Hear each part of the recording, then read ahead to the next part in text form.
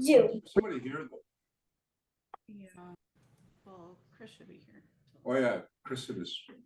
Okay, Julia. Oh hey. So We're just gonna wait a few. Yeah, there's an end there, eh? Okay. Oh, my screen is all black. it shouldn't. Yeah. I want a TV that big in my house. Leave it that big to fit in mine. No, mine is just like 60 inch. That's big compared to when I was growing up. I think the biggest TV we had was a 25 inch, black and white, 3 channels. Click on these. Sometimes they come off, they're gonna put a pair of pliers in there. Here's the channel now. 3 channels. You were living high on the hog. We only had 2. Oh, we had 3 channels, but 2 only worked. Okay, yeah, that's what there you go. Theoretically 3. Yeah. There's 2 and 7. we used to catch boy in the mornings and at Saturday mornings, boy, like Hanna-Barbera cartoons. Wally Gator, Quick Draw McGraw, Touche Turtle and Dum Dum.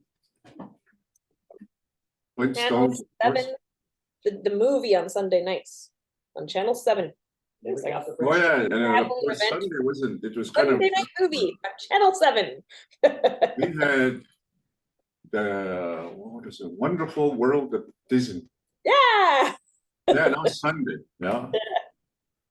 We had Ed Sullivan's show. We had the Red Skelton Variety Show. Oh. Yeah, those were the good old days. Good old. I don't know what you know what. Since the Friends, I've never seen one episode of Friends. I have never seen one episode of Seinfeld. You're missing out on Seinfeld. Seinfeld? I don't know. I don't think they're funny. Carol Burnett, those guys were funny. And Seinfeld, I don't find them very funny. I've seen some Seinfeld. Okay, I don't. It's not. It's an acquired. Not my taste. cup of tea. I'd rather watch a men's soap opera, hockey. Ah. I used to watch wrestling too, the old WWF before it became WWE. Me and my son still watch wrestling. Yeah, but I just kind of lost track of wrestling. I was watching old Calgary Stampede Wrestling. The old guys, they don't say wrestling, they'll say wrestling. I used to watch with my grandpa. Yeah, I mean, me and my dad, yeah, wrestling. I think they were drawn into the wrestling, not so much, the good guy. They just like watching the bad wrestlers. They like to boo. They just get frustrated by the antics of those bad wrestlers. So we're gonna just wait a couple more minutes. We're gonna do rodents. Just rodents, all our rodent animals that are out there. Even the non-indigenous and that. You know how every morning before I go and drop off my baby at daycare, I listen to 66. They call it City News. Rats have now been, they're a new rodent now of Calgary. They're growing in population, yeah.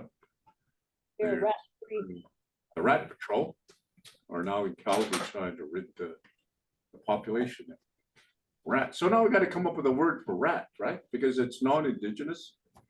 We have a Ganaskina. So when you say a rat, we say Omaxaganaskina, which is a big mouse, right? A rat. Yeah, so it's something that we have to develop in that. There's something in here that we don't have as far as an animal. It's a indigenous animal. It's called a mole, right? It's and it says Stachzaganaskina. The mouse that's in the ground. Stachzaganaskina. We call that a mole. But I've yet to see a mole in its natural habitat, right? I've never seen an actual mole. All the other ones, yeah, I have. Okay, are we ready? Let's go. We'll get started and we'll get the, we're as long as I have 2 students, 3 students, 10 students, we'll have Blackfoot. Say hi to Sue. Sue's here with us. Hey, Sue. Yeah. Hi. And his son is going to be leaving here with us about 6:30 for hockey. We gotta leave like right now. Yeah, they got to leave right now because they got to dress up for that. I know of hockey. This weekend I went to Airdrie, and then I went to, well, of course, a home game. My son here, Joseph, right there.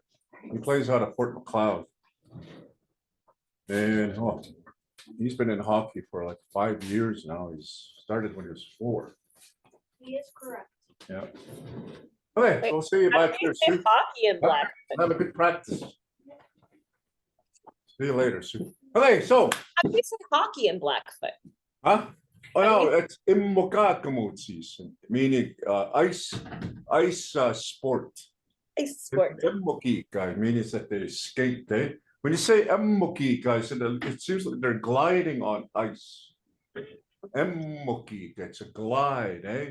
It's a motion in that. And you're gonna see one of our animals is actually called that. It glides. Good. The otter. If you ever Oh. see the, if you ever see an otter when it's on land and that, it doesn't actually run. It glides on its belly, right? And it goes right into the water. And we call it emmonisi, the glide. Emmonisi, the glide, which is an otter, right? So we're gonna, Heather, all right. So we have lots and lots. So our first animal that we're gonna do tonight is this animal right here. It's not the bunny in a sense that, there's lots and lots of bunnies. And what had happened in that, when they started bringing in, the bunnies into the pet stores, so they started having them as their pets in these houses and that. And these pets sometimes they get away, right? And you had all this overpopulation of these bunnies with the floppy ears and that. But here in southern Alberta, we have our own what we call an artista. Where's the camera? Artista. Artista means it's the way they walk. Artista, meaning that the back legs are much bigger than the front. So when you see them walking, it seems as if though their back legs go forward first, and then it's almost like they have like this like a rocking walk, right? Artista. So when they walk, they got the little feet forward, and then they put their big feet in the back. So when they walk, like it's almost like they're rocking. Artista. That's what they're describing. Not necessarily we say that the ears and that, right? And we're talking about the jackrabbit. That's it's indigenous to southern Alberta. You know what? In the last, I moved out to the res. I got a new house out there in 1996, and I moved in there shortly after 96, the fall. In the years that I've been out there since that's over 30 years. I'm not too good in math and that. I need to go to math maybe. Anyway, so I've never actually seen a artista, a jackrabbit, until this past summer, this summer. Yeah. And I live in an area where it's like there's a lot of open spaces, where there's not a whole lot of agriculture in my area and that. There's still a lot of prairie grassland, So they're saying, the artista, or, their loss of habitat because there's just so much agriculture out there, right? Farmlands and stuff like that. And then this past, so I was just thinking I go for walks lots. You know how your peripheral vision, right? As you're walking along the road and that, and I sensed something like there. I thought, okay, it's a gopher, a badger, whatever. And I turned. Here is a jackrabbit. And jackrabbits, they have the longest ears, right? As opposed to the bunnies we have here and that. So, they have floppy ears, and their ears are not as big. They're much rounder. Whereas the jackrabbits, they're tall, right? They're very tall when they stand. They're very tall in that, right? And fast. Not as fast as a bunny, but they're just as fast in that. And when they hop, oh my goodness, it's like they're just graceful. I thought, well, what do you know? artistas and that. So you know when of course the rabbit has a story, Napi. Okay. Now notice it's got the big ears and stuff like that, and its feet, its hind legs are bigger than the front. So when they walk, but when they hop and that, boy, they're fast. It's only when they walk that they're slow. So to begin with, in that it wasn't what it is now today. It was once an animal that had a really long, beautiful tail. Similar to like I would say like a fox, right? Real bushy fox. The nice and bushy and long, just beautiful. And the artist, I used to just admire its tail, and it had the most shortest little ears, right? And his legs were all the same size, and that sort of like a bus, right? The bus of today and that. So this animal with his parents and that, one of the things that this animal wouldn't do, the artist, was listen to his parents. He would stay up late when it's bedtime. He would go out at night, unsupervised and so forth and that. Within our cultures and that, when it starts to get dark, the children aren't allowed to play out in the dark. They have to come in. That was just something that's within the Blackfoot culture and that, right? But nowadays, kids are outside till midnight. But back in the days when I was growing up in that, when it's the moment it got dark, we weren't allowed to play outside or play hide and seek or make a whole lot of noise outside and that. So, we came in. So that's what happened to the artist. I would go out, he would adventure during the day. He would go a little bit too far from home than when he was allowed to, because it was still an animal that, there's apex predators out there, like the Sinopa, right? The Magui and Abisi, right? All these animals in that, they hunt. And part of their diet, of course, is going to be the artist stuff. And he knew, because it had little short legs, right? The parents knew the disadvantage that he had in that, right? And also we figured, what, we're gonna just allow him to go out there, and he's going to learn his lesson. So on one occasion, of course, he ventured out just a little bit too far from home. And lo and behold, Abisi sensed that, here's an artist, and he ran after it. And it wasn't very fast. It had short little legs and that. It had this big long tail.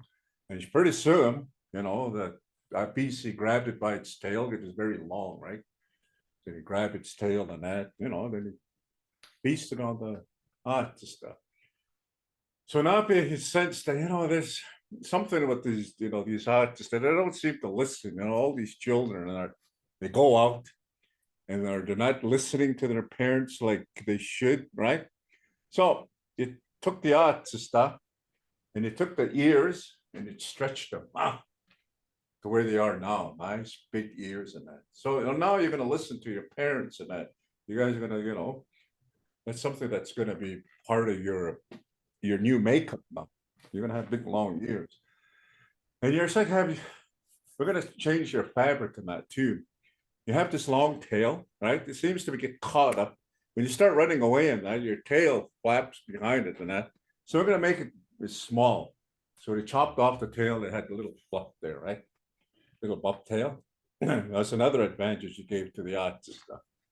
And the short legs, so we're going to make them so that the hind legs are longer than the front. So they got these big, long legs in that. And rather than running, you're going to hop, right? And you're going to learn how to hop. You're going to learn how to hop fast and that. So when the BC McQueen, when they chase you and that, as they start to catch up, you have that ability to jump sideways and that, right? So it could be very elusive now when they not so easy to catch up to you and that. So that's snappy. He gave them those characteristics. You're not a very good listener, so we're going to give you these big ears. But also, too, we'll give you some sort of an advantage now so that, you can outmaneuver the Makui, the Apisi, and the Sinopa, right? The three animals, the canines, okay? So that's the artist. What do we have? And those are the stories that, as children, we probably heard. And we use these animals as an example in that, we know, for our children. Just like we use, some of the literature that's out there. I'm thinking about Franklin, right? The green, and then of course the big red dog, his adventures. And those books are, they're stories, but they're also to learn from those adventures too, right? To learn from your environment, how to make friendships and so forth, and that your relationships with your parents. Well, Napi was in a form, in a sense, those stories and that created learning, right? So when we go out into the wilderness as young children, it's all the way out stuff. We know that's the animal and that the characteristics of it. Oh, there's those ears and there's that little bunny. And then when it walks, it kind of rocks back and forth. Stuff, right? Or walking. So that's the story of the stuff, right? So today, there's lots of stuff out there. Bugs Bunny, right? He's such a funny character. And then later on, sometime in April, March, early the later part of, well, let's say more April, that we have an artist that comes knocking on your home, giving you Easter eggs, right? So, those are some of the artists that are now westernized, right? But in ours, right, we have our own artist stories and that, but we learn from them.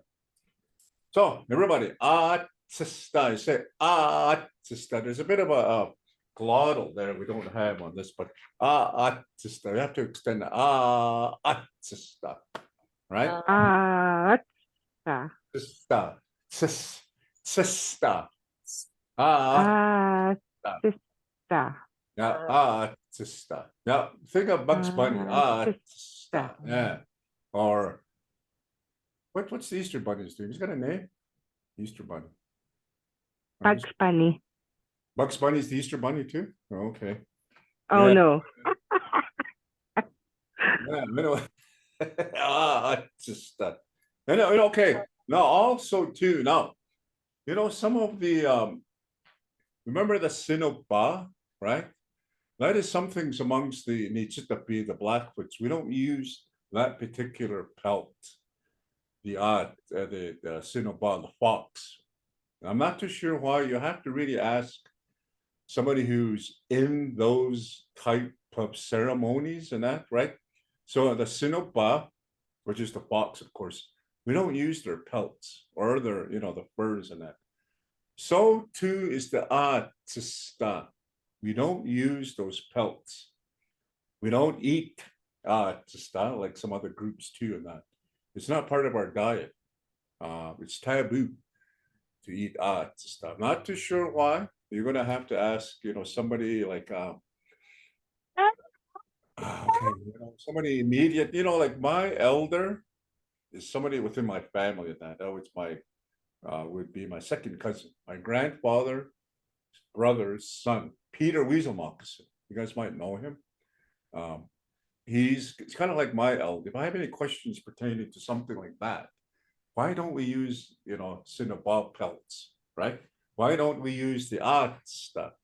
Why isn't he part of our diet or not? So, those type of things, be able to tell you, the reasoning in that. And you have to have tobacco and a nice bank account. So, those type of things, right? So the artist is something, of course, it's indigenous, right? But it also too is kind of like they're really bred with the artist from the pet stores that went out. I'm not too sure. Somewhere in BC, is it Kelowna or Kamloops? They just have an abundance of artistas everywhere, just overpopulated, and they get, they're just like everywhere. The artistas. But here in Southern Alberta, boy, I tell you, it's just kind of so good to see a natural jackrabbit, an artist at my house, right? But it didn't last very long. I think I only seen it for about a week. Because in our area, of course, not only is there BC's abundance, but it also, there's eagles and there's owls and there's other animals up in the air, right? Okay, so that's animal number one. Atsista. Say it. Atsista. Artista. Yeah, atsista. Now, when you say atsista, don't think about the ears. Think about how it's walking. Atsista, right? It's the Artista. right? You know, it's almost like a thinking about like almost like a chimpanzee or like a, you know, they kind of walk, right? Or even an orangutan, you know, an orangutan, same thing, right? It's almost like it uses 2 feet and that rather than going like that, right? So our next animal of that, of course, this one here, I tell you, it just totally destroys my front yard and that thing. I have no less than lots of these at my house. I got a nice yard, nice green. Every year I put in fertilizer, put in green grass, seeds, and just Can you moves bring it it just chews closer? up. It makes holes everywhere. Can you watch him, please? Can you get Ruth undone? What's that? Can you bring it closer? What's that, beaver? No. No. Ompkokata. Ompkokata. What's the real? Prairie Okay, dog. Yeah, Wait, it's called a gopher, or I'm on everybody I'm calls on it a a Zoom. Richardson ground squirrel. Yeah, it's a gopher. Ompkokata. Yeah, Gugata. Ompkokata. Ompkokata. Yeah, Ompkokata. Gugata. Ompkokata. Gugata. Ompkokata. Okay. Gugata. Ompkokata. Gopher. Lots and lots of them. Yeah. They're called Richardson ground squirrel, right? The black tips on their tails. Ompkokata. Oh, lots and lots and lots of them. Now, Ompkokata, of course, one of the characteristics of it is the way they squeal, right? They have the most unique calling, right? It's sort of like wee, then kind of stand around their holes, and they stand up like, you know, and they call out. Well, another another Napi story of Ompkokata. Napi was wandering about, you know, through the prairies and stuff in that, and he's seen like how well that they can really communicate. They, you know, he probably knew that they yell out to each other or if they're communicating and that, but they kind of perch up on it, you know, then they would yell out, right? Well, Napi probably was hungry. He's always hungry. Seeing that he couldn't eat any more elk, the elk don't trust him anymore because of how they stampeded the Punaka over the cliff. Remember that story? Yeah. So, you know, he's wandering about, and so, you know, those I wonder if they can be, if we can eat them, right? So he figured, okay, I'm gonna play a little trick on them and that, you know, like during the winter times they sort of hibernate, right? You know, they don't see them anymore and that they're in their holes and that. But just before you know, in the fall time and that, knowing that you're not going to see them, I'm going to try to see if I can trick them into playing a game. So we set out a bed of rocks. He made a fire, and he put out this nice little fire, and so it wasn't too hot in that, right? Then he told the cook, why don't we play a game? You know, why don't you go lay on these rocks? You know, and then just kind of yell out and sing your, you know, your songs. And I really like how you guys yell out. I love how you perch and but try lay on these rocks and so forth. And you know, when you start to kind of feel the heat getting hot, and they can get out and that. But while you're laying there, I want all of you guys to start, you know. And he tricked them, you know. He said, of course, and they got small little heads and so forth. They probably don't have a whole lot of thought to it and that. So they, you know, there were sways, so not be kind of laid them on the rocks and so forth. And then he got so comfortable that some of them, they started falling asleep because it was so warm. Because you know with the coming cold weather and that, oh, this is pretty good. And as they were kind of roasting, you know, not roasted, but as they were kind of enjoying the heat, Napi just kind of been incinerated the fire just a little bit hot than that. And it just cooked them right there. They didn't even have a chance to even to yell out, to warn up with it. He cooked them right there. And then, that was the first time that they figured, are they edible? Can you eat umkukatas? Oh, thanks, Joseph. Can you eat them? Well, I don't know. But Napi sure had a feast and started eating them and that. But as he ate them, they were very greasy, like the animal, like really high cholesterol, like really greasy. Think of like bacon, right? They probably had the same amount of cholesterol or the grease and that. So every time Napi went walking and that, he would leave a grease path everywhere he went. And that, so it was just so greasy and that, right? So what does that tell you? Those stories. Oh, you know what? I don't think omakakata is meant to be consumed. You have to rely on your abilities, because that would be somebody who's kind of, I'm not gonna go hunt. I'm just gonna go catch gophers and that.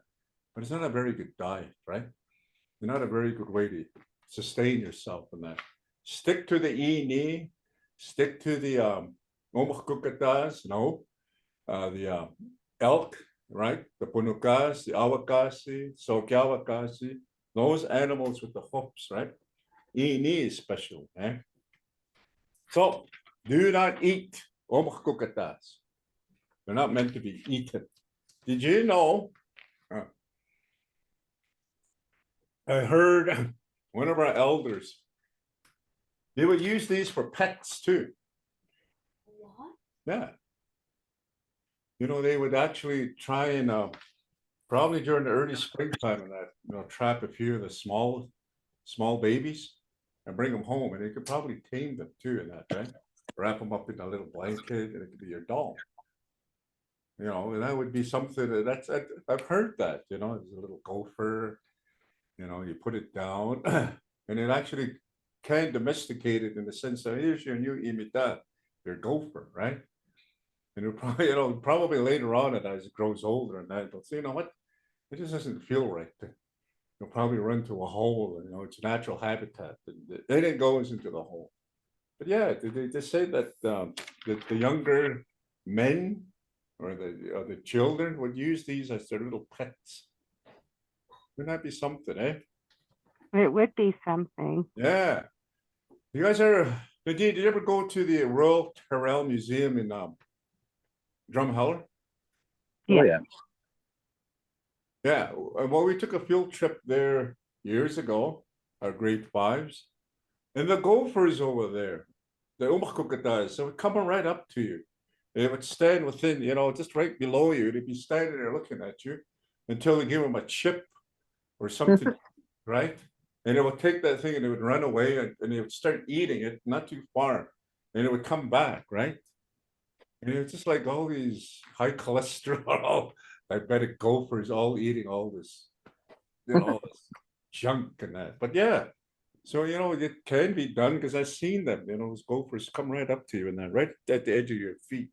They're standing there looking up at you, as you're eating. And they grab it from you too, and they don't seem to be scared, eh? Not like the ones the moment that we open the door, they're standing there. They're in their holes. So that's the omkukata. Say that. Kokota. Yeah, omkukata.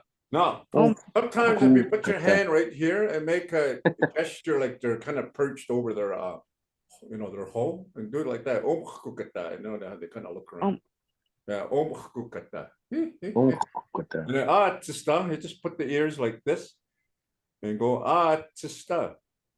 But we're not talking about the ears and that, we're talking about how they walk, right? But this is something that tista. Okay. I'll be coming to your house with Easter eggs. Hey, Joseph has a question behind you. No, he's just waving, or you got a question? Yeah. What? If I had the gopher as a pet, I would be like, it's definitely gonna run away. Yeah, well, we have tons and tons and tons of gophers in that. Yeah. My goodness. You can always Just find too another many. one, I guess. We have just too many. mean, So I I have don't a mind Golf them. this summer and hit an omagukata with the No, golf I'm ball kidding, but 50 yards away. what I don't want to do, and some of our farmers, when they spray, in their fields and that with their pesticides, they actually, that they poison the animals and that. And of course, our eagles, our hawks and owls, that's what they eat, right? God, these rodents and that. And they themselves Needs to eat them too. Pardon Needs to eat them too, right? Like me? Yeah. more than just those things. A lot of things depend on those things, right? Yes. Yeah. There's a lot of, it's down the animal chain, right? A lot of Yep. animals here that depend on the umkukata. And we have So lots, totally lots in that. I've actually seen one of our local eagles swoop down one time, as it was kind of, really unsuspected. It was still kind of looking around, and I think from the north it come swooped and away it went. Mhm. And it's neat. okay, I have a question. Heather. Gokata. When Yeah. so when we look at squirrels and chipmunks, are those kind of the same thing, or do they have their own name They as have their well? own name. A squirrel. Yeah. Okay.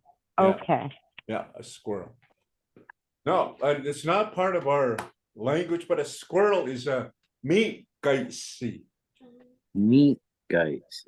Yeah, meat Meat. gaisi. That's a squirrel. Guy. Yeah. See.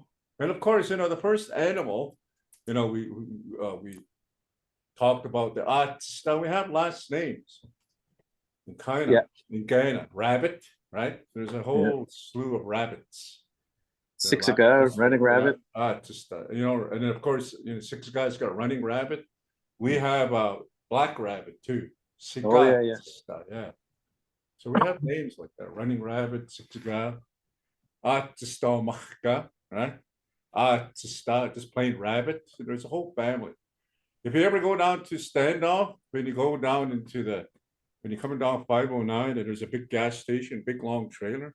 The guy's name is Albert. Well, it's called Albert's gas station. Yeah. His last name is Rabbit. Oh, okay. Rabbit. Yeah. Sister.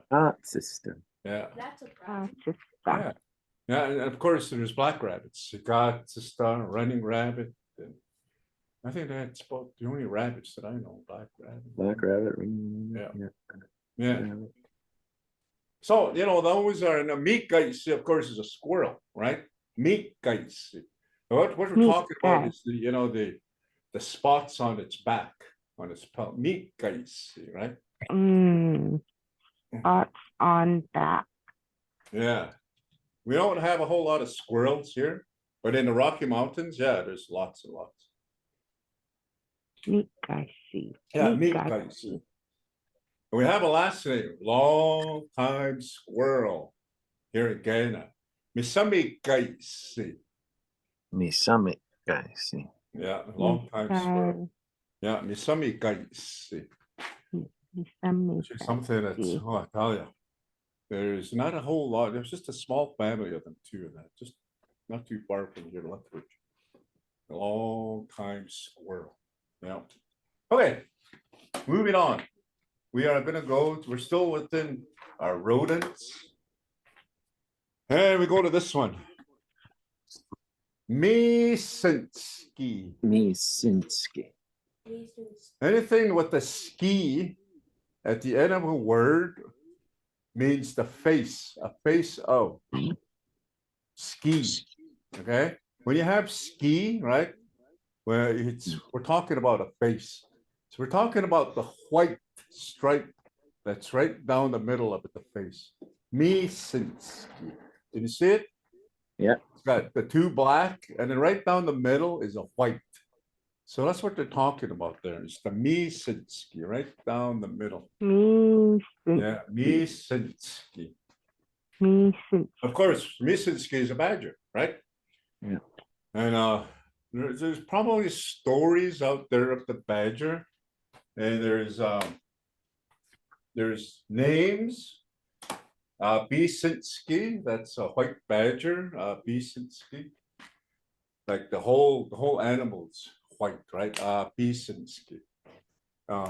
Is there last names of badger? Not amongst canine, but I'm sure that there's last names elsewhere of badger. I know there's in the Rocky Boy Nation of Montana. They're Cree. They're Chippewa Cree, and there's names badger there. Just that last name badger.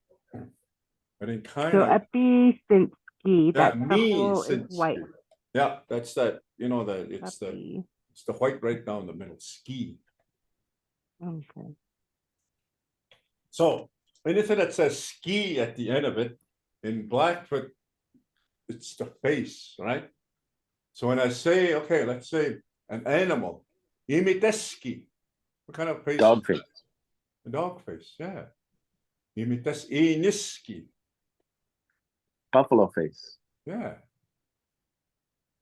Yeah, so, you know, busiski, Face. Cat Kitty face. cat. yeah, right.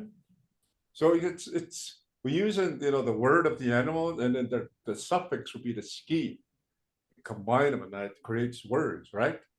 Kaineski, Blood face. yeah, the kainai face, right? Yeah. Omakski, big face. Big face. Inuski, right? Long. Long face, inuski. So, you know, ski would be something a face of, right? It's a description of the face, right? Bakski, a wide face. Inuski. Bunakomiteski, what's that? What kind of face is that? Horse A face. A cow, horse face, yeah. Alputskineski, Cow face. a cow face. cow yeah. face. You guys are really starting to pick up how it works, right? You know, the ski. So when I say Gretzky, what kind of face is that? Oilers. A crying face.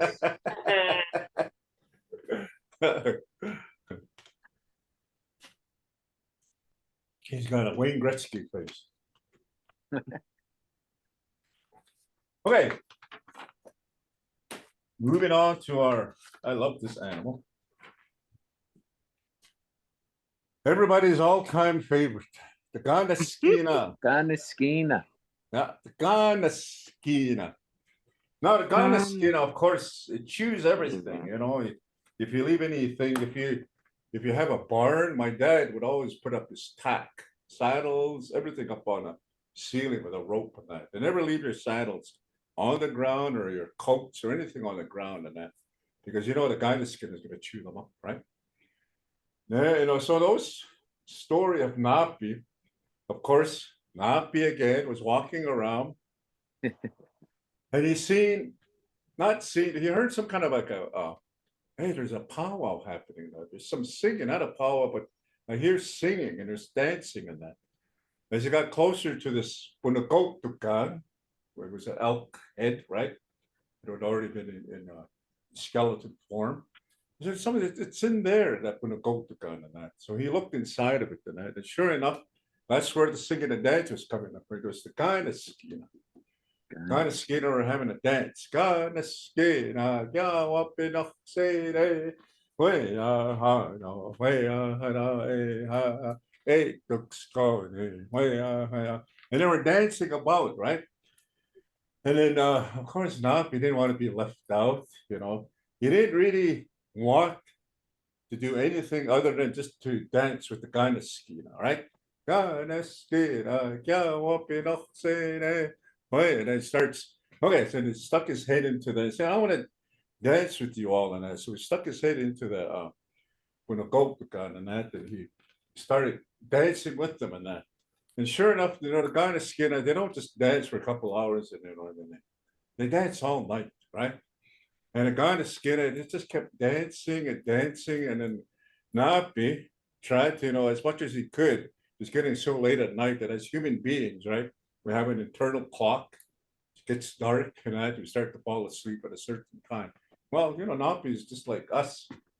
Fell asleep, and the guy in the skin, as you know, Napi, we told Napi he can join our dance, but we dance longer than others, right? So let's teach him a lesson. Let's shave off his head, his hair, right? So, you know, and that's what mice do in that. They chewed off all Napi's hair, right off. So he was just right bald. And then, of course, as Blackfoots and I, we really revere our hair. You know, we never, like men never cut their hair in that, right? It's something that's very natural amongst men. And of course, the women in that, right? They would braid their hairs and they would curl them up with the curling irons, put the perm on, just really did wonderful work with their hair back in the day. I don't know if you can see this. Can you guys see my hair right now? Yeah. Oh yeah. Well, that's going to be my new braid. This is just 2 months of growth. When I was about 16, no, I would say about 14 years old, I had this notion, oh, that looks really good. Because I grew up in the 70s. There was a lot of men that wore braids, right? And you start looking at some of the magazines out there. You see a lot of the men, especially the Americans, wear braids, right? Oh, that's pretty neat. And I started wearing braids up until I started about 16. My hair grew about this long, beautiful braids, right? Just really, oh man, I was just proud of these braids and so forth and that. And I was about 21 when I first, no, I was about 21 and I started having headaches and that. And lo and behold, what that was my hair. Because every day I would braid them in the morning, sometimes in the afternoon, and before I go to bed. So it's tugging on my scalp all the time. It started giving me headaches. And so I cut it off. My braid was about that long, and it's still at my house in a baggie. Yeah. And I still have it. And then I started growing another braid similar to this. It's just a small little rat's tail. It was about that long. Went to my belt line back here. And then one of my cousins, this guy had a nice guy spec on one of the war bonnets. He said, could I have your hair? I want to put it on my war bonnet. Oh, okay. So I gave it to him. So my hair is on his war bonnet. Every time you see that war bonnet, Herman Yellow Old Woman. Oh, Herman. Yeah. If you see his war bonnet, then I look inside his war bonnet. My hair should be hanging on that. Oh, really? On that, yeah.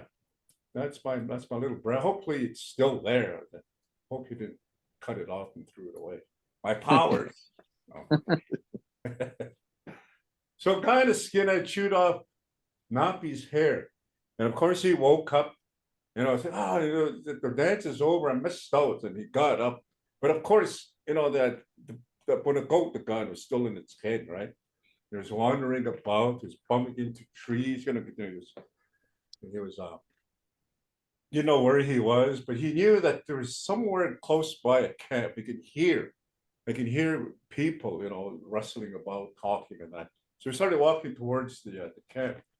And sure enough, there was a camp there. And then, Nappy, what happened to you? Now, why is there when a goat got elk skull on your head? It's a kind of skin accident. We were dancing all night, and then they left. But this thing stuck in that. So the women, they got these rocks. The women are the ones that have these kind of like a round rock, okay? And they pound the meats, the dry meats and the berries, right? To make the pemmican. Well, that's what they had. Went over to Nappy with those little rocks, and boom, right on the forehead of the elk skull. It was just one strike. Everyone was just in shock. Nappy was just completely bald. So they started making fun of Nappy and laughing at him and never seen anything so, because it's some of the norms of our people and that is like lots of hair. Everybody had hair in that, right? There's hardly anybody would cut their hair, right? Everybody had long hair. So that was something unfamiliar. So that was a lesson. Children, adults, never leave your jackets or your pelts outside.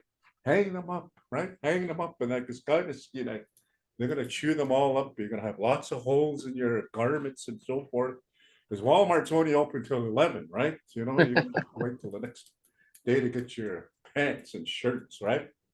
You know what I mean? Because it's, even to get a new garment and that, it's going to take, right? You got to go hunt it, and you got to scrape the hide. It's a very tedious task. So what you have on, that's something you have to really take care of.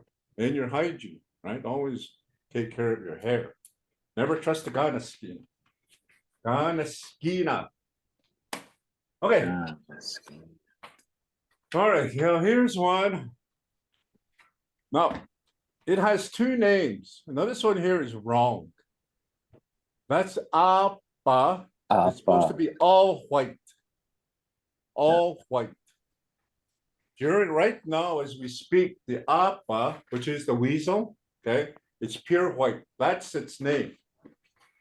During the spring and summer, this is what we call it. I don't know if you can see this, but I got small little handwriting. When it's rust color like this, utek. Utek. Okay? Ute. Yeah, it Uteka. has two names. During the winter time, when its pelt is all white, it's apa. Apa. Yeah, apa. Okay? And when it's rust color, that's in the summertime, right? It's utek. And we're Uteka, talking or about is it the color of its pelt, right? Apa, all white. Utek, rust color. Okay. Uteka? Now remember those words. You remember the word for cow? Yeah. What is it? Abuskina. Butskina. What's the first part of that? White horns, right? The white. Yeah. White horns. Butskina, right? White horns. Yeah. So the word white describes the whiteness of the apa, right? We do have the color white, which is xixinatsi, but when we talk about something that's white in color, apa, right? Aputskina, white, right? Apa. And when you have a white buffalo bull, stomach. Remember the word A stomach? beast. So yeah. Okay, Bull. that's a bull. Stomach. White buffalo bull. Stomach. Stomach. White buffalo. Bull. Yeah. Stomach. So the word white really refers to the, the whiteness of the apa. So there's a name that's in Bigani. It's weasel bear. Okay. The weasel bear is actually probably Apigyayu, a white bear. But the apa is part of that. So you say, okay, weasel bear. Gayo. Yeah, a white gyayu, right? Apigyayu. Gayo. Yeah, gyayu, of course, is a bear, and we're gonna be going to that. But yeah, so weasel. Right? Utek, rust color. Oh, I tell you, we have some of those that are, it's so nice and natural to see them in their natural habitat. They just watch them. One time in my backyard, it was in the summertime, and utek, which is the rust color weasel, it was hopping inside into the gopher holes and that, trying probably to catch the little gophers. Oh yeah. It goes into the gopher hole, and it just like scatters. Because some of these gopher holes have tunnels, and they have like an exit. You have all these gophers jumping out of from another exit, and then the alpha would jump up and it would chase after the little ones and that. And these things are fast. Within seconds, it'll hunt down, it'll catch one of the little gophers, and then away it'll go. And the poor little gophers screaming and that, but yeah. And then the gophers themselves, the adults and that, because there's so many of them, they try to gang up on the apa, right? But these things they're the smallest North American carnivores, the apa. Yes. Yeah. And then, of course, we had a deer head after we made a kill a couple of years ago, just outside, and we just didn't know what to do with it. And one day we look outside, and there's this apa. He's eating this deer head. He's like just found himself up there right by our house, and he's like just eating off this deer head. It was so cool. This little guy. Yeah. They're meat eaters. Oh yeah. And of course, they're like during the winter times. You often wonder what is their diet and that. Ganaskina, lots and lots of ganaskina, right? Yeah. Yeah. And a Misinski I hear. I was telling my dad one time. Do they hibernate? No, they don't. Misinskis and that, they actually still hunt, and they're carnivores as well too. And that, and what they do is that they probably winter near Omokukatas, right? Omokukatas. What they do is they're really fast diggers. They're figured the fastest diggers in North America. Holes, the misons, right? So they're probably winter near probably a colony of Omokukatas. Yeah. So during the winter time, they probably just tunnel into probably a sleeping Omokukatas, and then probably that's how they eat. Mm. And I was telling my dad, is that true? Yeah, well, it's probably true that we don't actually see them, but yeah, they got to eat during the winter time, right? Oh, And yeah. then up by my house and that, there's lots of these mesons. When I'm walking, I really have to be careful. I have walking sticks in case I do run into a badger, right? Because they'll defend themselves. Oh, yeah. Yeah. If you especially Fierce guys. cornered and that, there's one up by my house, actually several.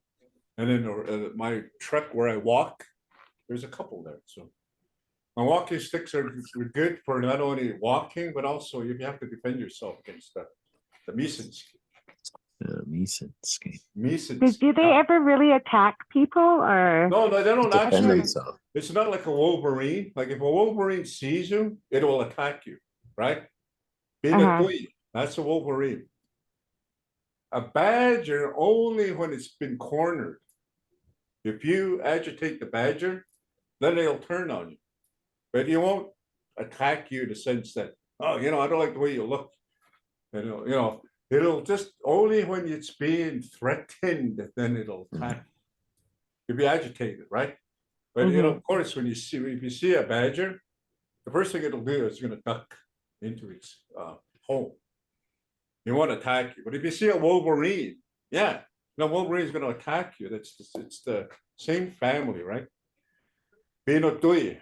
I've never actually seen a Wolverine at its natural habitat. I don't know if they're in Waterton. I've asked some of the rangers over there if they actually seen them, because they have cameras set up all over in their in the forests and that to count how many cayuse are there, black, brown, and grizzlies and so forth and that. And I said, have you guys ever seen Bigfoot? No. What about a Wolverine? I said, no, we've actually, I think the last recorded Wolverine in that area would have to go way, way, way, way back to the days of the cameras, but not in today's technology. I've never actually seen a Wolverine. Lots of Misinskis. Come on over to my house. Appa. All right, moving right along. Here's another animal, of course, was given the advantage to have a scent to defend itself. Napi knew that this animal was a very delicatessen to the Makui, Bisis, and Opa. And they gave it, okay, we're going to give you a defense in that. You pee on them, and then your pee is going to stink, right? And that's how you're going to defend yourself. And that Napi says, every time you pee it against these animals that are chasing after you and that, and it won't bother you. Api kai means the stripe down its back, all the way down. Api. Can you hear the word apa in there? Yeah. Yeah. White. Api kai, the white stripe on its back. Not because they stink like Pepe Le Pew, right? Now Pepe Le Pew there is a lover. He is a very womanizing skunk. But he has a stench too in that. But we describe the whiteness on its back. Api kai. Api kai is back. Api kai. Yeah, api kai. Api kai. Nadine, correct me if I'm right or wrong. The school or the Head Start program in the Laverne community is called Api kai, right? There was an old man in that area. He was quite, in a sense that he was like a go-to elder in that community. His name was Bob Blackfoot. He was an elder back in the early 60s, early 70s, or the 60s and 70s and that. It was quite instrumental in the sense that, the whole concept of powwow, you know, it only came into our community back in the 60s and that, right? Whereas in America, it's been around there. Well, Bob was one of our first announcers. He would be bouncing around. He was only like about 5'5". He would stand on like a little, I don't know what it was, and he would stand there so he can, you know, with the announcer stand being like this. He would stand like that with a little cowboy hat. You had to step on something like that so we could see. Oh, Bob Blackfoot, Abi guy. And he was one of the first announcers, made Powwow popular with his announcing. He didn't speak very good English, but Blackfoot, right back in the 60s, 100% of our community members spoke Blackfoot, including me. I was a child in the 60s, teenager in the 70s. And that's all I heard in our community was Blackfoot. It wasn't until I started going to school, probably junior high, they call it junior high now, well, back then. And I started hearing of some of our community members not knowing the language. That's when we started kind of, you know, the language started kind of dying in a sense, right? That, you know, there seems to be that population of non-speakers, and us guys were down here. But back in the 60s as a child, all my friends spoke Blackfoot. We visited in Blackfoot, right?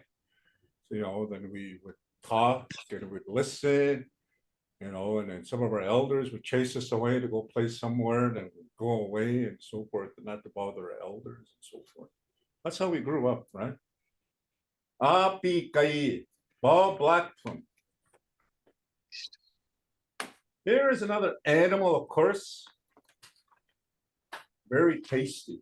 I don't know if you can eat these things or not, but you call them porcupine.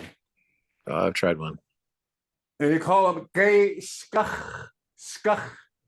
Gay skach. Gay skap. The gay skach.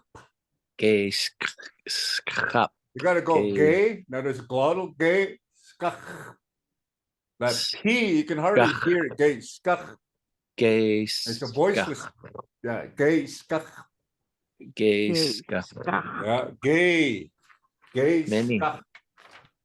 Gay Doesn't mean stuff. And of course, you know, it has the porcupine quills on there to defend itself against, you know, predators and so forth. I've had lots of dogs in my area that I've had to tie down and start pulling the quills off my dogs, right? And I tell you, there's lots of them around my house. They're climbers too, right? They Yeah. climb pretty high up on the trees and that's where they sleep.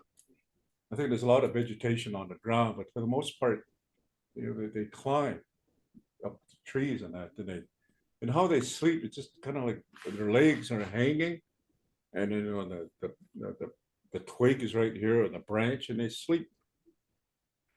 And they kind of just blend into the tree sometimes too, and that, right? If you look, oh, there's right there in the corner. They skach.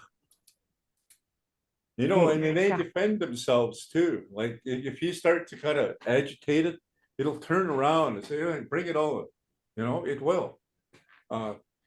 We were walking, Joseph and I, and we seen one of these just down here at the Helen Schuler Park. We were walking through there, and sure enough, the lady said, "If you look up in the trees and that, you'll probably see a porcupine in that." And I go, "Okay." As we're looking up, you know, we walk every once in a while, we look up, and I just saw it. Behold, while I was still looking up, and that it was down. It was in the trails and that, right? And of course, curiosity, you know, being human, we thought, let's see how close we can get. We took about 2 steps towards the gate, and he turned on us, you know, and he just kind of stood. He He didn't actually, you know, attack, but he turned on us, looked at us, and said, "Okay, bring it." And then it started turning around and went walking away again. We took 2 more steps closer, and it turned on us again. Gate scuff, like it will defend itself, right? Probably with its tail, right? Whack you with a tail. Now, you must have seen in the museums some of the artwork, all the regalias or the clothing that men and women wear, right? Now, prior to the Northwest or the Hudson Bay Company and so forth, you know, we started trading. We started getting beads, of course, off those trading, and I started making beadworks and that. But prior to that, the regalias were all done with the quilts. The stuff that you see on the, you know, the garments on our women, geese and the ninas, those weren't actually paint, but some of that were quills, all quill work. Beautiful, you know, just so that they paint them and they put them on their shirts, they put them on their arms or their, you know, the men probably on their shoulders and so forth and that. Very, very, very delicate work. Not everybody can do those and that. You have to be transferred the rights. Women, the kipitaki, would teach the agis the ways of the quills and that. But before they do that, they have to perform a ceremony. I've never actually seen one. These ceremonies are kind of done in the back rooms of that by the elder. I'm not too sure what's been done, but they're transferred the rights now to work those co-work. And if you're not transferred those rights in that, they say that if you start working with quills and you don't have the rights to, you start to get arthritis. You know, your fingers start to hurt, you know, well, you just get the transfers. No, well, you should get that done properly in that. Remember our values that we discussed about a couple weeks ago? There's about 11 of them. Well, Pommaksin was one of them. Pommaksin is the transfer of rights to perform those tasks. Pommaksin, right? So if you wanted to, let's say Nadine or yourself, Heather, if you wanted to work with quill, you would have to seek out somebody that can transfer those rights to you. That's Blackfoots, right? That's us, the Blackfoots in that. I'm not speaking on other groups, the tribes are out there, just amongst the Blackfoots, us. And I know of a person in Siksika, one person that has that transfer, that can make those transfers to individuals, whether it be a Nina or Aki, right? Because, you know, Nina, they do some beadworks too in that, right? It's not just exclusively Akis. And his name is Herman Yellow Old One. So Heather, Nadine, Herman. Yeah, Herman. If you ever want to get those transferred rights and start working with the quills, I seek out those individuals and that, and they'll take you aside and they'll give you those transferred rights, and then you'll be able to, you know, work with the quills. Yeah. It's not something that you just take upon yourself. So I'm going to start doing some quill work in that. You know, you have to have those transfer rights in that. Pommaksin. Those are some of our values that we still Pommaksin. Transfer. Yeah, Pommaksin. Yeah. So just keep that in mind, right? You know, those I remember those, well, just about 5-6 years ago, and maybe not that long ago, before the pandemic. There are 3 what they call war shirts that are sitting in the England or Scotland Museum. They brought them over just for a short period of time and that over to the cult, and they set them out, right? And some of those shirts had some quill work on them. They say that one of the shirts belonged to Red Crow, and they were calling them war shirts and that. I'm not too sure why they call them war shirts until they actually, if you look at the war shirts and that, there's scalps on the, you know, on the sleeves of some of the war shirts and that, scalps of other tribes, right? And they actually, I don't know if it's true or not, but somebody was telling me that they took a piece of the, you know, the hair of some of the scalps on it, and they did a DNA test, and they determined that this person who had the scalp was from the Crow, and another one was from the Crees and that, right? So, you know, they had these little scalps on that they wore. But some of that work that on there was quill, right? Very, very distinct design of quill on it. And of course, nowadays, I mean, when you see the regalias of individuals, it's all beads, right? They're the trays of, you know, the Hudson Bay Company and the Americans and so forth. It's all beads. Lots of, you know, you don't have to have those transfers and that, like the quill and spumbucks. You just have to have that, okay, I want to do some beading. And you get an Aki or somebody, a Nina that's really, and they start beading. My cousin, his name is Treff Yellow Old Woman. He changed his name to Treff Deerfoot. He has made up to 10 prairie chicken dance regalias, all beads. Wow. He's made some really awesome bead work. If you ever go to the Blackfoot Crossing museum, there's a person, there's a mannequin in there with a full beaded chicken dance regalia. That was his work. Oh, Yeah, very, and he's a Nina, you know, and he's just like, he could just bead and watch TV at the same time. Yeah, it's very intricate. So those are my rodents. We're gonna go through them one more time to make it easy for y'all. I want to give you guys a little bit of a test. What's a Misinski? Badger. All right.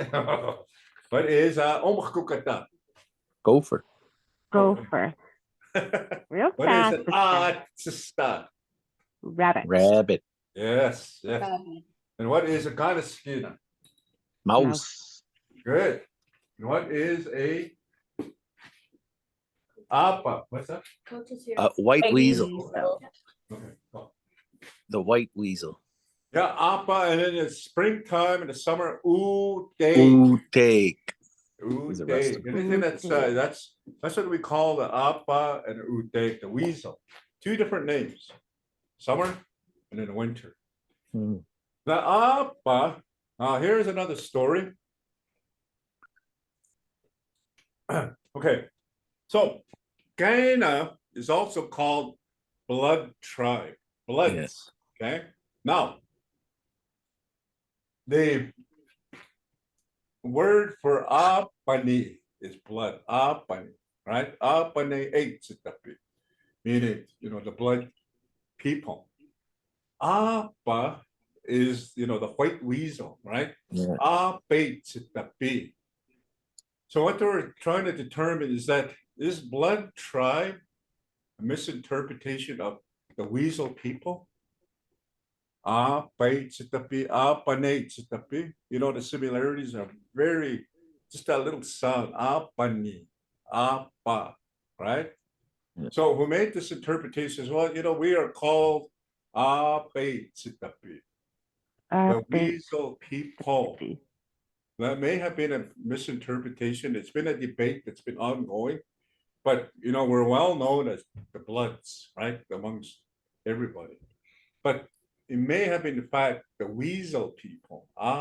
Because if you look at some of the, you know, the regalias, if you look at some of the you know, some of the ceremonial the ceremonial headdresses that they have today, it's just full of weasels. If you look at some of the regalias and that, the headdresses and that, they date back into the early 1800s, right? Even far back in that. They're just covered in weasels and that. It seems like their heads are just white, the tails and that, right? And it seems to be the choice of, you know, the if you're gonna wear something in your head, the regalia, the apa seems to be the choice that they use for the regalia, whether it be the female or the male. You look at some of the headdresses, right? Right at the back of right here, you'll see lots and lots of apa, the weasel tails on, and even on the head part too, right? Hmm. So they said that, okay, are you guys the blood people? And there was actually somebody who wrote a paper who's I think he was majoring in sociology and that he went out and he interviewed some people out in our community of Ghana. And each of them, all to say, you know, we're not bloods in the sense that we're not we're not actually bloods. And nowhere in the history books of the signing of Treaty 7 was there ever mention of bloods on there, right? Mm-hmm. And you know, it says, oh, it's another misinterpretation. Of course, there was written down by the academic world that writes. Because remember, we talked about Blackfoots. That's something we don't call ourselves, and it was given to us by either the Mandan or the Sioux of the Dakotas during the time of Lewis and Clark. Who are the next people you're going to come across as we're coming into the Rockies? And they said you're going to be coming across the Blackfoots. So that's where it was born out of, that expedition. We were called Blackfoots because that's the other groups call us that. But we are Kaina, Sitsiga, Bikani, right? And further to that, we might have been called Bates, the Weasel people. That's something that, food for thought, right?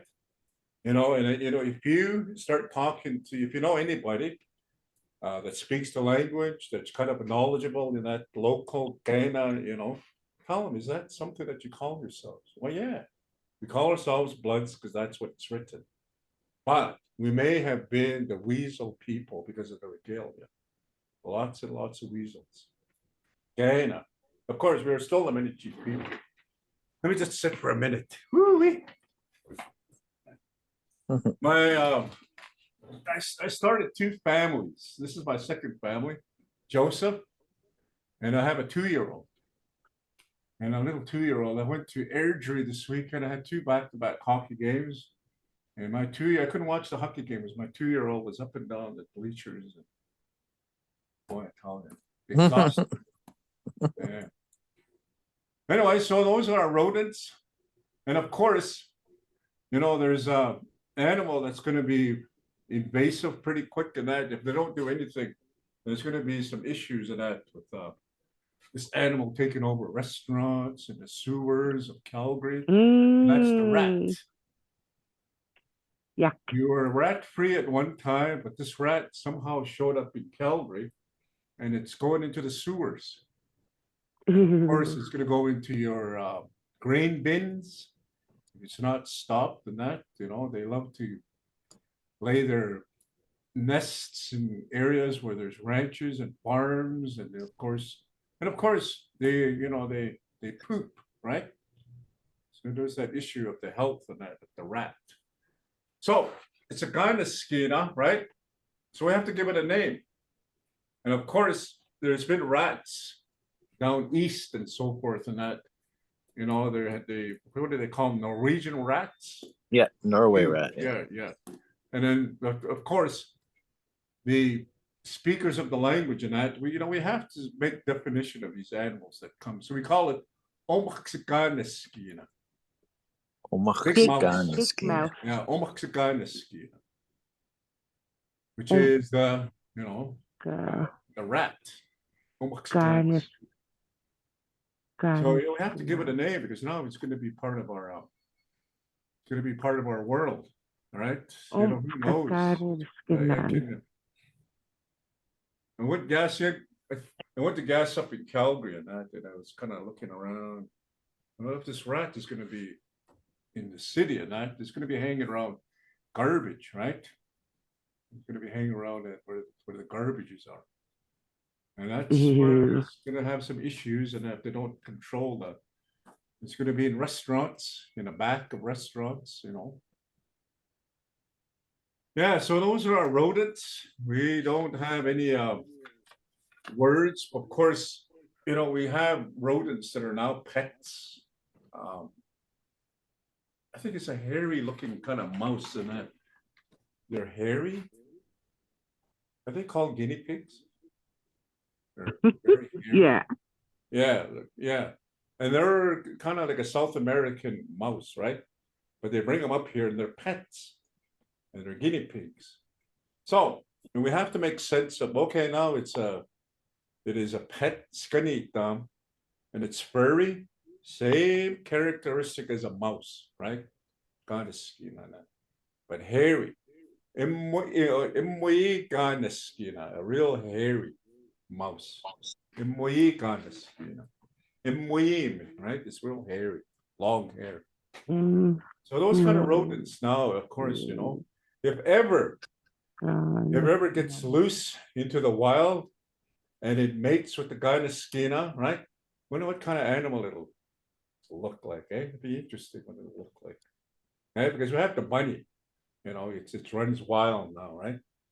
And it just kind of mated with our just a jackrabbit and that. So we have some rabbits out there that are kind of similar to our jackrabbits, but the ears are floppy, right?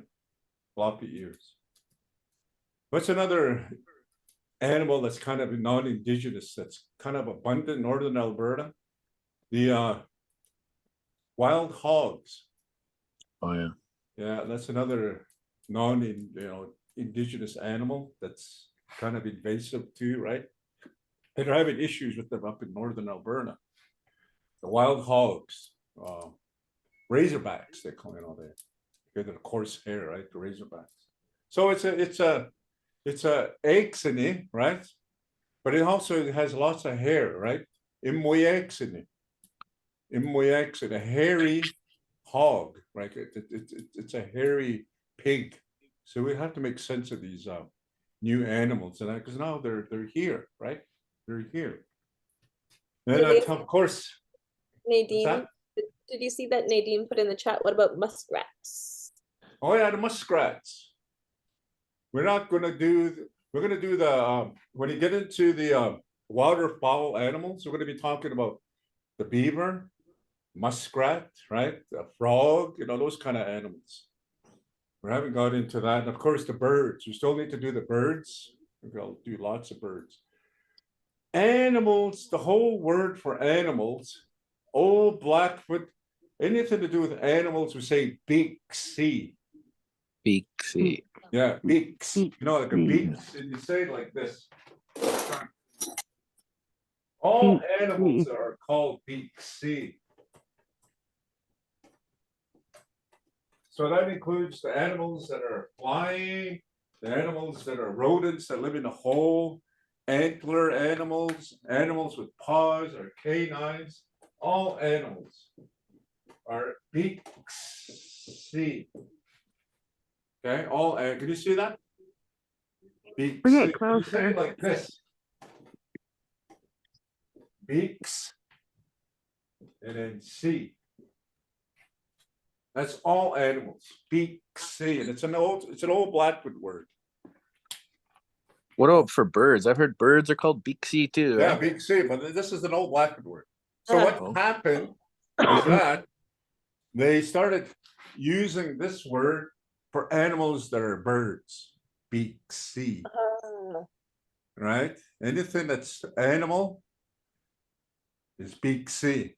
But anything that's a bird, whether it be a bird with talons and so forth, they say beaksy. So that's the modern Having an Blackfoot. identity crisis now, Julian. No. This is This is old Blackfoot. So yeah, bird and woman. then I'm they like, oh, no, started not just a modernizing woman. Blackfoot. It really started to change. The whole fabric of the language started changing when we started changing our ways of this new world, especially the new world, because we had to start living in a sense from the old Blackfoot to a new modernized way of life, which includes the way we dress, even the material that we have, right? I have pockets in the pants that I wear now, right? And I have pockets right here in my shirt, right? And I have buttons on my shirt. So we have to describe everything that we have now. Even when my home, right? I have to describe, now I live in a house, Napiers, which is a white man house, right? And inside my house and that, I have a ceiling I don't have a word for. I have a wall that I don't have a word for. I have a floor that's not in my language, but I have a home. So then I recognize, okay, it is this house that I'm living in now has separate rooms. What does this room do? This room we sleep in, so we call it a bedroom. You go into the bathroom, which was once out in nature, right? This is where you're going to use your bathroom. This is where you're going to use your, all your wastes and so forth. But also, this is where you're going to wash up, right? You have water coming in from the outside now. We don't say this is a place where we wash up, right? Because the old Blackfoot says "Makapuyis," a bad house. That was your old outhouse, right? So everything's really changed in a sense. The whole fabric of the language had to accommodate the new way of how we live today, right? The systems of government, we have to create a language for. The system that we go to school in, we have to develop a language. Now we have different individuals that have professions that do specific tasks according to what they went to school for. Ikoyapi kon, your lawyer. Esukinaki, your doctor, right? Eskanimach toki, your teacher. Iyinnaki kwan is your policeman. All these professions and so on. And then now we have to start talking about money, the whole system of money in that, right? So that's all. Everything that we have today, we are now adapting to a new society in that. So when I say Big C, that was old Blackfoot. Now, Big C is the word we use for birds. Okay? So anything that's an animal on four legs, that's on the ground, we call these people, I mean, these animals. I should have had this on. Say, Su, Wa, Bu, Machka. So Wa, Bu, Machka. So animals that walk the earth. Su, Wa, Bu, Machka. Su, Wa, Bu, Machka. Can you see it? Su, Wa, Bu, Machka. So these are your ground animals. Your ground, anything that walks the earth, from your Achista to your Ini, right? Those are Ksawapumachkas. Big C is the word we use now for all the birds. There, lots and lots of animals. And you know, it's very important to know these animals because they are names. They're going to be the months. We use the animals to determine the moons, our calendar moons, right? Right now, it's November, right? And we had a full moon. So it'd be, that's when the cold weather first arrives. And then later on, as we start to do our animals, and these animals are going to be part of the, the moons, our calendar moons and that. And these animals actually talk to us, right? Watching how they behave. Right now, back in the days when I was growing up in the 60s and that, I would not see one single duck or a goose in November growing up. And those of you who grew up in southern Alberta, Nadine, you can attest to this and that. But during the whole 12-month period, the Rocky Mountains would always have snow. Even in June, July, and August, it would always have snow, snowpack. 12 months out of the year, it never, ever melt the way they do now. It was always snowpack. And that was something I was just so amazed at going to school. And, when I went to residential school too, I said, oh, the snow, it's just like these mountains never melt. The snow is always there. And during this month, there are the ducks, the goose, they would be gone. And one of the things that were kind of indicated that's going to be winter is just the abundance of V's. All these V's going, south and that. Oh, winter's coming, right? And there'd be nothing left. All, there'd be no geese or no saaz, ducks anywhere. So that's where those are indicators. But nowadays, today, especially in that, flocks and flocks of geese stay. They don't winter anymore. They stay. I don't know. It's something to change. We have to learn from these animals why they stay. They're not going to tell you. We have to, study them and look at their behaviors, why they stay in that, right?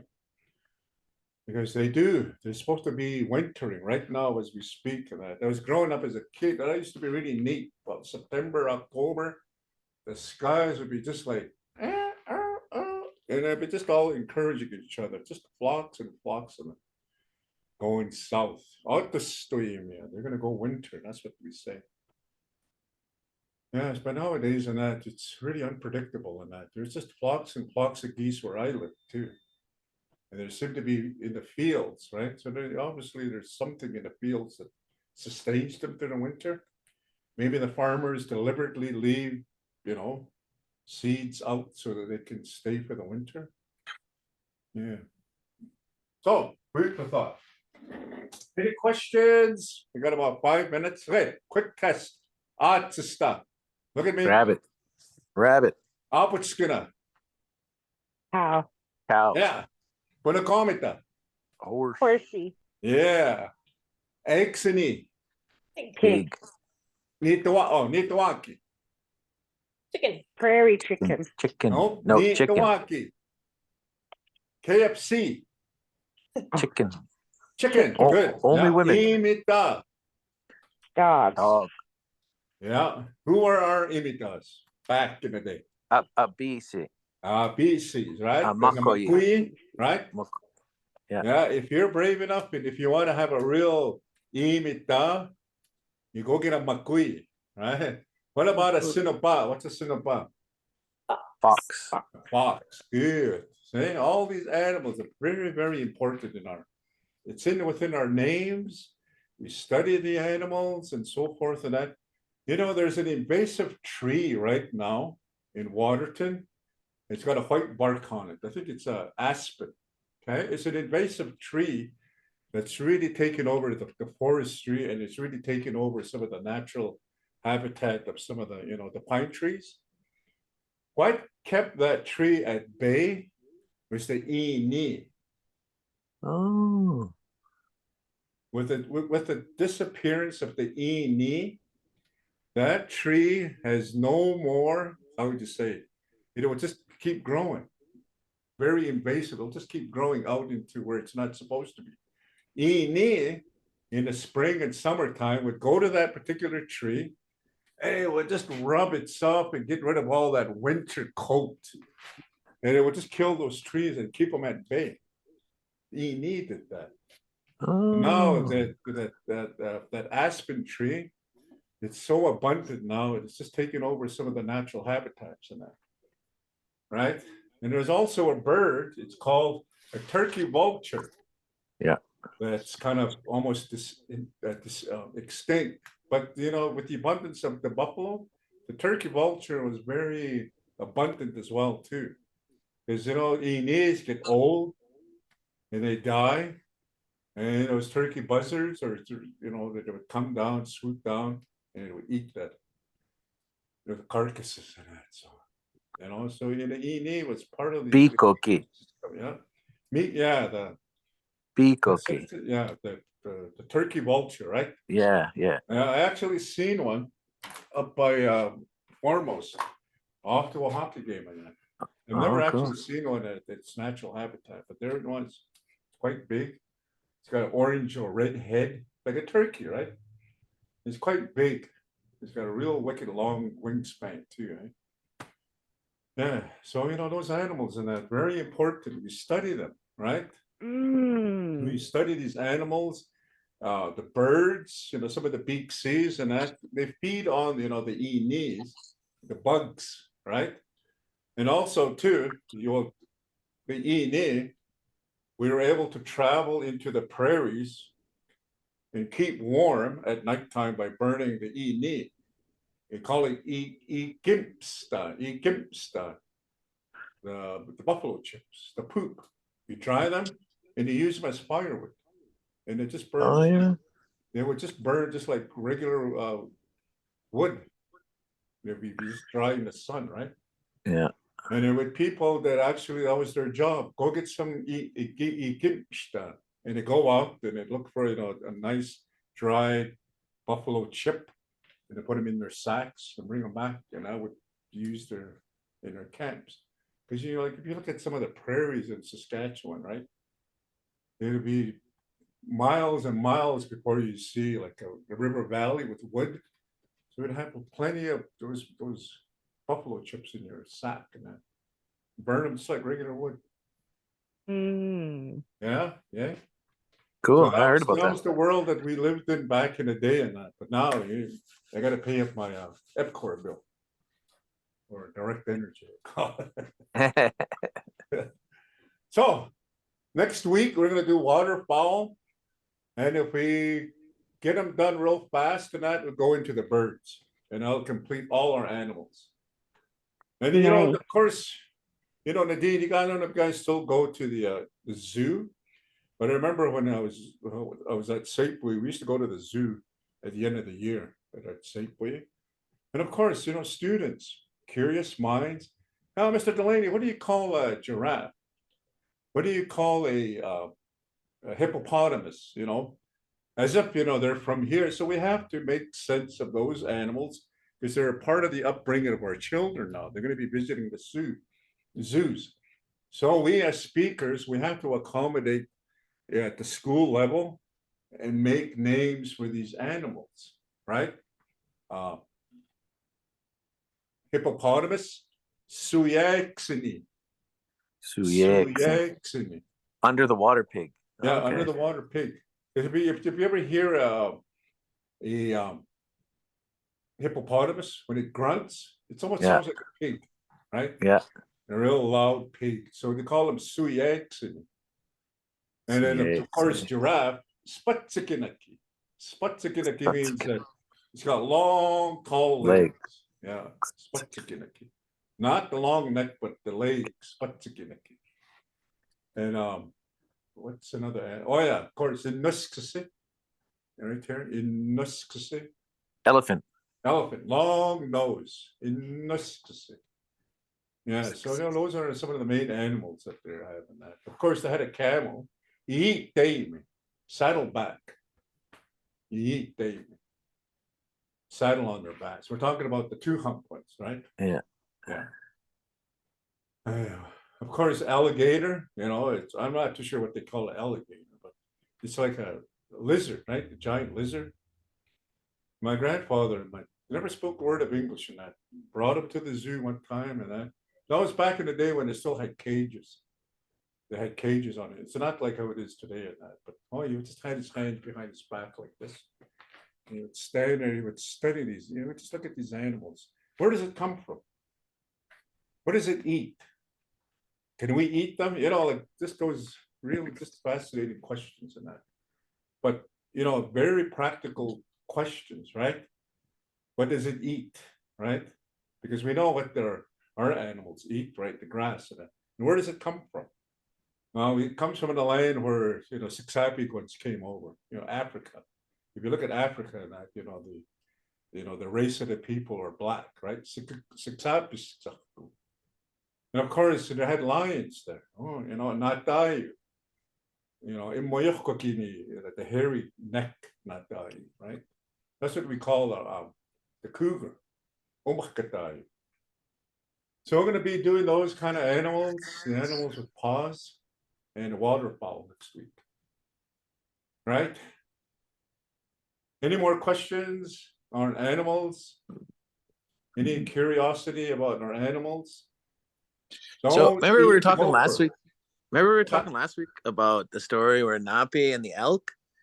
Yeah. Or was it a couple of weeks ago? You know, was that something that the old Blackfoot people did? Would they round up elk and push them off a cliff like a biscun, like they would do with like Indy too? Exactly. Yeah. They would do that. Yeah. Hey, really? Yeah, That's they so would do neat. that to the elk too. Yeah. And also too, if you look at where the elks are in that, if you get high enough over the elks and that, you could actually, you know, shoot down at them, right? Oh yeah. Yeah. Because they don't really look up. You know, but you also have to. We know that animals depend on their senses, you know, for danger, right? Especially their smell. Really highly sensitive in their smell and that. So you have to make sure that you're not downwind or upwind from them so they can smell you. So those type of things and that, you really have to make aware of your environment, right? Never eat gophers. Don't eat gophers. You gotta always don't be lazy. That's a lazy man meal, right? So today would be like, let's just go to McDonald's and I don't want to cook. So that would be like a Napi story and that. Don't be lazy like Napi and start cooking the gophers, right? Because gophers are friendly. You can domesticate a gopher then. You know. put him as a doll, so forth, and yeah. Well, So- it's like they domesticate hamsters and like Yeah, the exactly. little guinea Domesticated pigs, little, right? yeah, little So guinea pigs, yeah. and then also too Gerbils. the potbelly pigs and that, right? Oh yeah, those guys are Hey, so yeah, cute. the huge pigs and that. But my grandfather, my grandmother, my grandmother on my paternal side was born in 1898, Ooh. and she passed away in 1980, just before the Olympics. Oh, 87. 86, 87. So she lived over 100 years old, we figure. So she lived the First World War. She lived during the Spanish flu epidemic. Yeah. She lived through, all the conflicts 1 and 2, right? She was a little girl. So the people that were elders in her lifetime as a little girl, her elders were probably over at the Treaty 7 signing in Oh, yeah. 1877, 77. 76 Wow. or 77, yeah. 76, yeah. And he was born in 1898. So there are people that were alive during her time, probably fought in the last war over here as a little girl. She never spoke Blackfoot. I mean, never spoke a word of English. English. Yeah. She was able to run and hide from the missionaries. She never went to school, in residential school. They successfully hid her away. Yeah, and my grandfather, on my maternal side, never spoke a word of English, not one word. And I was another person that, I'm telling you, you try to go to town with that person.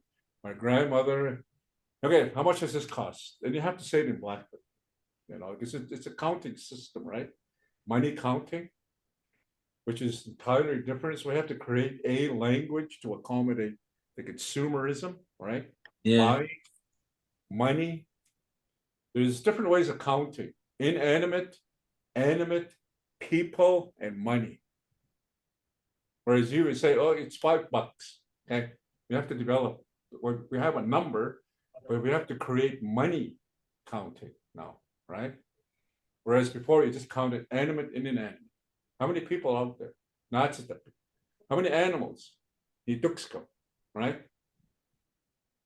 It's a very different way of counting. Now we have to develop a money counting in that. It was very, in a sense, those people in that, my grandmother, that generation, they had to really relearn a whole new system, very new system of school, right? The school system, a money system, clothing system, right? Because why is it that we had our women wear dresses and then our men wore pants, right? We had those things in that, but now we just transferred the women how they dressed into the modern style, not made out of out of the animal pelts anymore, but wool or cotton, right? And this is how you dress. And this is what these are your women's shoes, and these are your men's shoes, right? Whereas before, just across the board, we all wore moccasins. It wasn't a women moccasins. We didn't have men moccasins. Now we have women's shoes. Now you have men's shoes, right? So we have to sort of separate the sexes now, right? This is what's allowed for the women, and this is what's allowed for the men, and so forth. And the governing system as well. We live under a new government.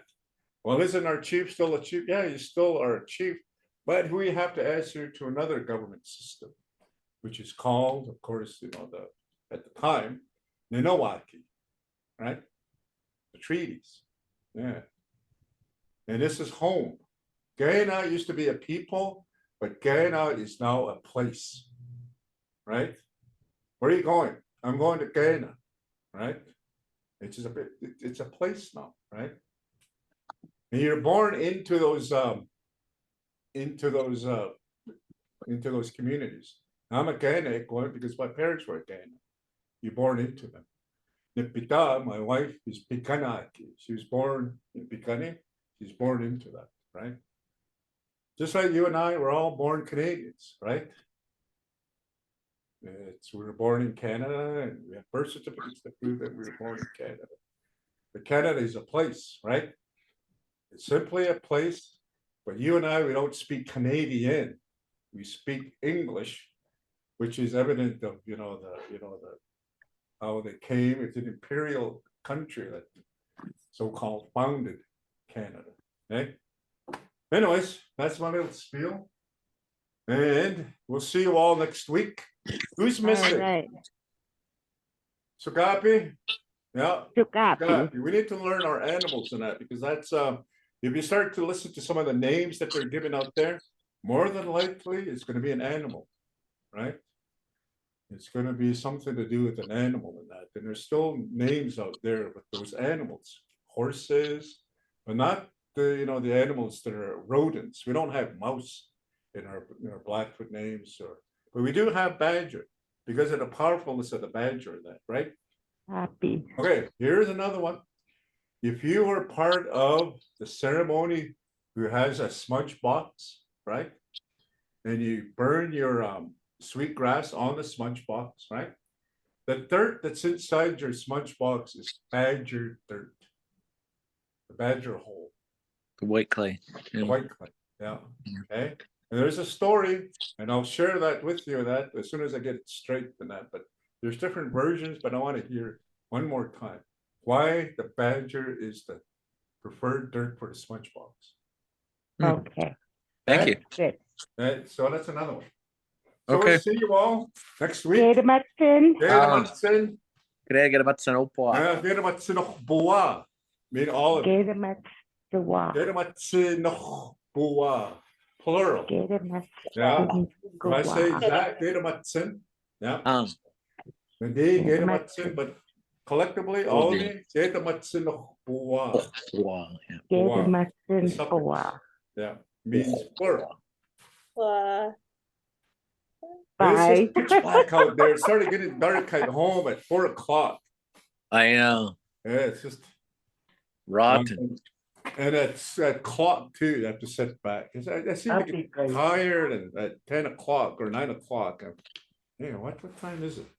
Let's go back to daylight saving time. Okay, so get them at they're having a boxing. I had to go get my son. Okay. He goes through his boxing and starts agitating the men. So I'll see you all next week. See you. Have a See you. good week. Yeah, you too. No, I'm not too sure, but I'm going to already say it, but we might not have Blackfoot next Monday just because of Remembrance Day, Saturday. Oh, yeah. So I think in lieu of the center will be closed Monday. Okay. This center that we teach out of. No. So That's the that could hockey be. game. What's that? My mom's screaming because it's the hockey game. Oh, who's winning? Tampa Bay. Oh no, tie. What? Tampa Bay and Toronto. You're supposed to cheer on Calgary, not go to I don't see how you can cheer for the Toronto Maple Leafs when we got Calgary right up here. Or Montreal Canadiens, or what's the other team? Winnipeg Jets. No. You gotta cheer for Calgary. Yeah. Yeah, because Calgary's just 2 hours up the road. That's So bye, everybody. I'm trying to get out of this. My Calgary suck. What? Press N. I know right here.